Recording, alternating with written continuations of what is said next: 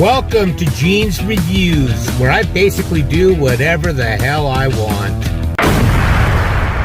Hello, everybody. Do you guys believe in giants? Do you believe that giants existed at one time? I kind of do. There's a lot of proof out there with like finding bones and stuff like that. So we're going to check out one today from a channel called Universe Inside You. And it says the tomb of the giant Gilgamesh was discovered. So let's check it out. In early 2003, a team of German archaeologists working in Iraq This stuff stumbled across really one of the interests most me. significant discoveries of modern times. Deep beneath the desert sands, they discovered what they believed to be the long-lost tomb of the mythical king Gilgamesh, the protagonist of the oldest story human beings ever wrote, the Epic of Gilgamesh. For centuries, historians had been divided over whether Gilgamesh actually existed, since in the epic, he is described as a 17-foot-tall giant, a That's pretty tall. crossbreed between a normal human and a Mesopotamian goddess. For this reason, it was generally accepted that the story of Gilgamesh was simply a figment of myth. That was until Jörg Fassbinder and his team of archaeologists, using modern technology to look deep into the ground, discovered an entire ancient city beneath the desert, astonishingly laid out just as the city of Uruk, over which Gilgamesh had purportedly reigned, was described in the epic. There were houses and gardens and fields alongside an incredibly sophisticated system So this of is canals, supposedly in leading Iraq? archaeologists to describe the site as Venice in the desert.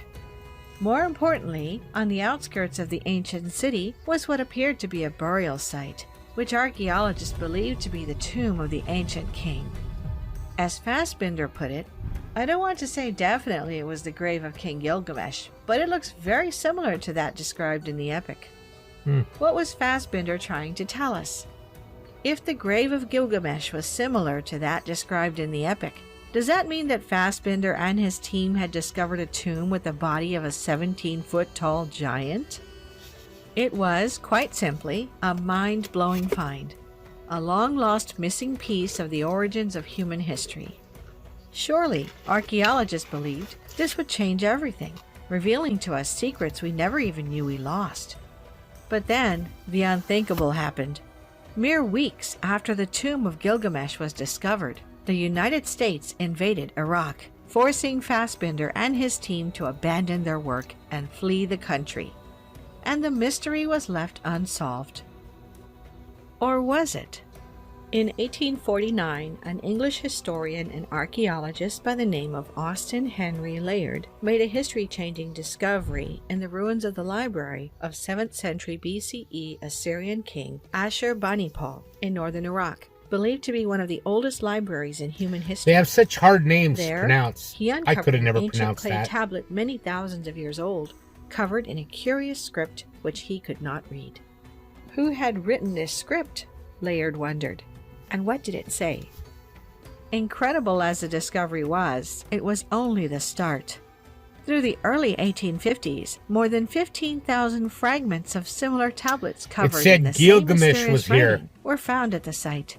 These tablets were sent back to the British Museum, where, for decades, scholars worked at trying to decipher them, using other ancient tablets written in languages they could understand to work backwards and attempt translation. The breakthrough finally came in the 1870s, thanks to a man named George Smith. Born in 1840, Smith left school at 14 and started working as an engraver of banknotes. Though uneducated, he became enamored with news reports emerging from Iraq of strange, indecipherable artifacts older than any on record being So he's found. gonna Following his curiosity, decipher 'em. Smith began to visit the British Museum during his lunch hours and spare time to study its holdings, slowly self-teaching himself ancient languages and becoming comfortable with ancient written scripts. By 1866, museum staff finally noticed a strange young man hanging about their archives, so they offered him a job. If he wanted to be a translator, they told him, he could start with the 15,000 fragments found by Austin Henry Layard. For years, Smith worked, until, eventually, the words written on the tablets began to reveal themselves. When they did, Smith was shocked to find the foundation of an unbelievable story. There on the tablets was a record of an ancient deluge, a flood that wiped out humanity save for one man and his family.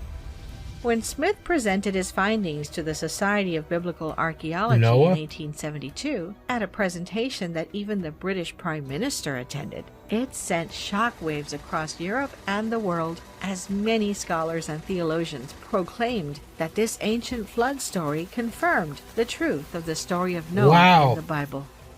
In 1875, Smith went further, publishing full translations of everything he had discovered. Though he did not know it at the time, he had begun to translate the oldest story ever written down, a legendary tale that would become known simply as the Epic of Gilgamesh. Tragically, Smith died suddenly in 1876 at only 36 years old. Wow. But this was not the end of what he had started. For decades, generations, even to this very day, scholars have continued Smith's work, translating more and more tablets, slowly revealing the full story of the epic. And in fact, it goes far beyond a great flood. In its entirety, the Epic of Gilgamesh tells the fantastic tale of the ancient Mesopotamian king named Gilgamesh, who ruled the area of present-day Iraq many thousands of years in the past. So this It is around the describes his time of beginnings as a Noah tyrant, and everything. and how the gods sought to teach him a lesson by creating a rival named Enkidu. After the two men wrestle to a stalemate, neither better than the other, they become great friends and set off on a series of adventures described in detail within the epic. When Enkidu dies, a distraught Gilgamesh spends the rest of his life searching for the secrets of eternal life, a series of additional adventures again narrated by the epic. It is an unbelievable piece of written work, one which scholars agree greatly influenced the epic literary genre moving forward through history, including famous... It's really amazing, as old as that is, how they can keep it in such good shape. I mean, it had the cracks and everything in it, but still, I mean, as old as it is, to not just have completely crumbled, it's pretty cool. works like the Iliad and Homer's Odyssey. But what truly drew people to the story in modern times, as its translation was slowly revealed, was its description of Gilgamesh himself, the astounding characteristics of the great king. He was said to have been the child of a human man and a goddess, making him 1/3 human and 2/3 divine. Oh, wow. As such, he had a massive physical stature, standing 17 feet tall, and was blessed with superhuman strength and endurance. So he's as a well cross as between unusual human and maybe an intelligence. angel or something? In fact, the story describes Gilgamesh as unsurpassed in all things. But it was more than that. Within the story was a passage about Gilgamesh, which read, "He explored everywhere the seats of power. He knew the totality of wisdom about all things." Throughout history, the search for wisdom has been something that has driven human beings forward. According to the epic, Gilgamesh had reached the end of the maze, obtaining the furthest reaches of wisdom about anything and everything.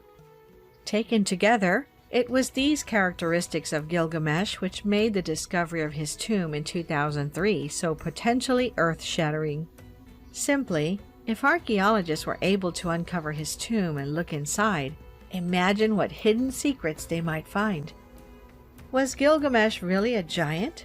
His tomb the home of a 17-foot-tall skeleton? God, can you imagine that? Further, though, if the tomb of Gilgamesh was opened, what records of his totality of wisdom about all things might be buried with him?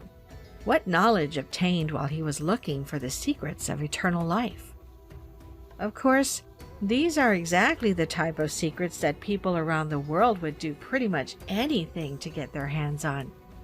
For the past 20 years, scholars, historians, and ordinary people have all debated the same question. Why did the United States invade Iraq? The country was not involved in the 9/11 attacks. That's true. And the official government line at the time that Iraq and its leader Saddam Hussein were hiding weapons of mass destruction has since shown itself to have been an outright lie. Some have suggested that the U.S. simply wanted control of Iraq's oil.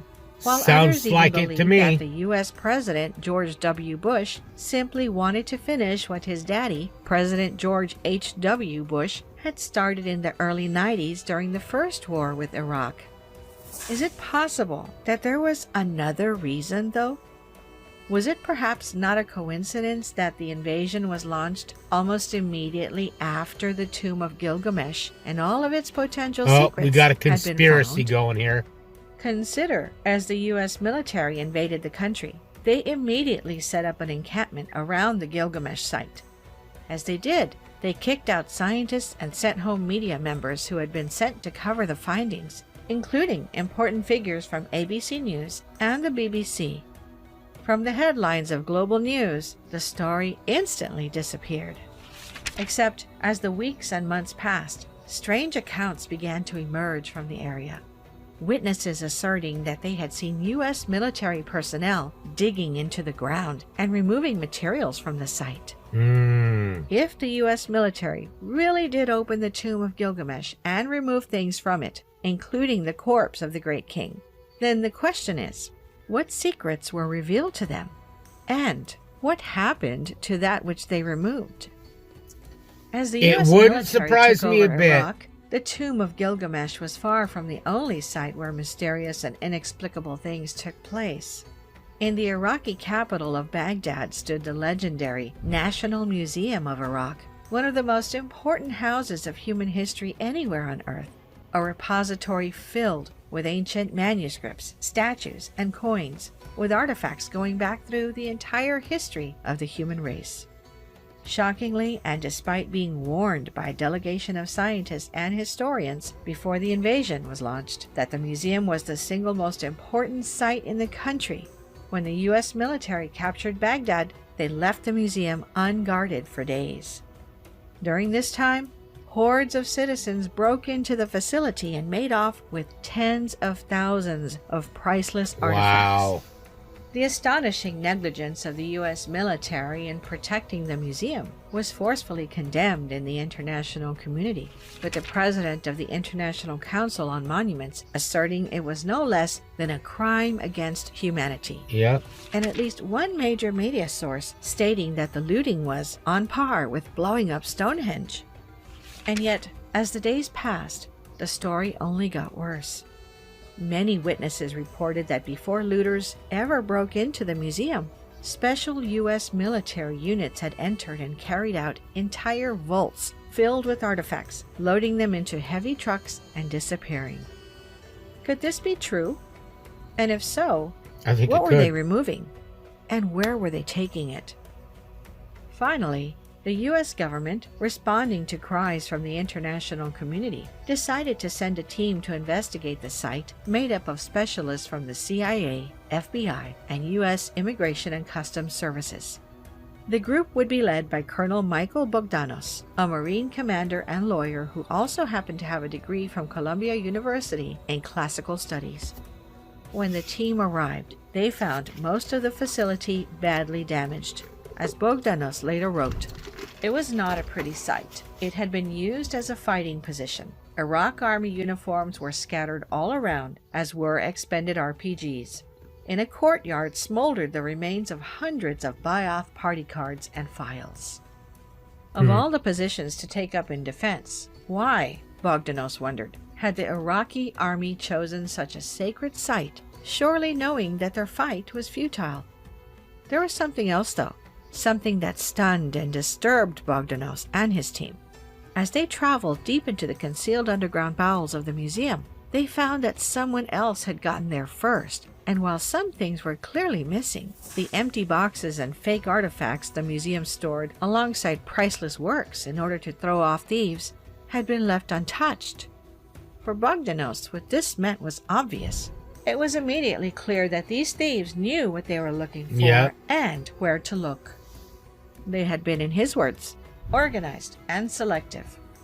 Oddly, the thieves appeared to have left the most valuable artifacts behind, including the world's finest collection of cylinder seals and tens of thousands of ancient gold and silver Wow, coins. could you imagine having just If it one had of those? been looters who breached the underground bowels of the museum, then why had they not looted the most valuable stuff? If they knew what they were looking for, well then, what were they looking for? Some have an answer. During the 1920s, bizarre rumors began to emerge from Iraq, spreading from government to government through the halls of power around the world, about the discovery of an unfathomable piece of advanced ancient technology in the country. It was said to be called a Stargate, sort of a portal that allowed its users to teleport from one distant location to another. I wouldn't want to do that. That's so scary to me. Iraq was not unaccustomed to these types of rumors. In the ancient text of the Sumerians, the area's original inhabitants, stories are told of their interaction with gods called the Anunnaki, and how these gods bestowed advanced wisdom and technology upon the Sumerians, effectively founding the human race as we know it today. There are some who believe that these Anunnaki were not gods at all, but ancient extraterrestrial visitors who came to Earth many thousands of years in the distant past. The point, however, is that if Iraq really was visited by a group of extraterrestrial visitors called the Anunnaki sometime in the distant past, then the idea that they may have left behind remnants of their advanced alien technology seems less impossible. Indeed, the idea that Iraq might possess an ancient Stargate was seen as eminently possible by governments all around the world. What if you went into it and then couldn't get back? Leading most of the major powers to send representatives to the country in order to hunt for the lost technology. In fact, there are some who believe that the Anglo-Iraqi War in 1941 was merely a front for a fight between British and German interests over control of the Stargate. Yet, no Stargate was ever officially found, and slowly the idea faded from popular view. That was until the 1980s, when a fresh round of rumors emerged claiming that Saddam Hussein had rediscovered the Stargate and, in fact, had actually begun to study it and attempt to make it functional. That's crazy. According to some, by the end of the 1990s, U.S. officials had become concerned that Saddam might actually be close to figuring out how the Stargate worked, and he could which escape. would allow him to instantaneously travel to far-off places and perhaps even contact extraterrestrials and receive their advanced alien technology. One serious scholar who believed this was Dr. Michael Salla, an Australian historian and professor at American University in Washington, D.C., who actually wrote an academic paper shortly after the invasion of Iraq, which declared that control of the Iraqi Stargate was the reason for the war. Could this really be possible? Could an ancient Stargate really have been the reason the Iraq War started? Maybe it goes even further than that. More than a decade before the start of the Iraq War, the U.S. military fought with Saddam Hussein during the Gulf War of 1991. It was during this time that an astonishing report emerged in the Russian newspaper Pravda, describing an incident that would become known as Iraq's Roswell. According to the report, a Russian colonel who was in Iraq at the time had witnessed the U.S. Air Force shoot down a UFO as it streaked across the skies. When he quickly ventured to the site of the crash, what the colonel found stunned him, as he wrote, "The aircraft was round and made of some material that I never saw myself. About 1/3 of the craft was torn out by blasts of American missiles. Saudis didn't let us touch anything, but we managed to see appliances, mechanisms, and other things that bewildered us absolutely." Wow. It was a relatively small craft of approximately 15 feet in diameter. That is small. It had 3 chairs, probably for crew members, but they were so small as if meant for children. To all appearance, space aliens were just about 3 feet tall. However, it seems incredible that there were no dead bodies at the crash site. What is more, nothing that might look like an engine was found. So they there as well. teleported, got the hell out of there. Later, operators of Saudi radar stations told me that no ejection or falling of some subjects out of the craft was registered. Searching helicopters surveyed the desert, but the pilots failed to find any surviving crew member close to the crash site. If the colonel's story was true, then an obvious question arises. Where had the craft's pilots gone? Moreover, where was its engine? Is it possible that these things had been recovered by the Iraqis before Russian, Saudi, or American representatives arrived at the site? And if so, what had they done with them? It wasn't until late 2002 that a caller to an American radio show claiming to be a military insider provided an answer. Iraq had indeed recovered things from the crash site and were, in fact, attempting to reverse engineer the alien technology.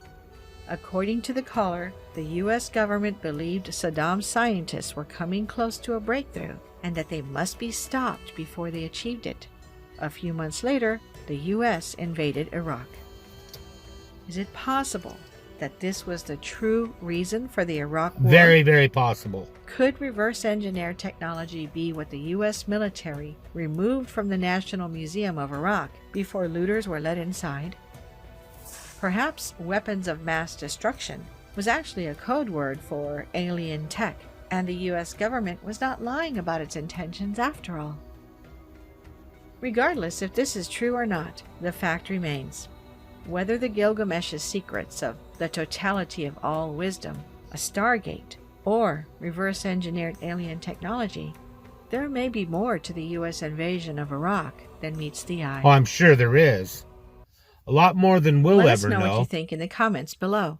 Also, tell us what other mysteries you want us to cover in our next video, as we're always open to your... Man, that's a lot of information to take in. I didn't get it all. I don't know about you guys, but I think those aliens, you know, I've said it before, I think they're one and the same as like aliens and angels and demons, and I think it's all related.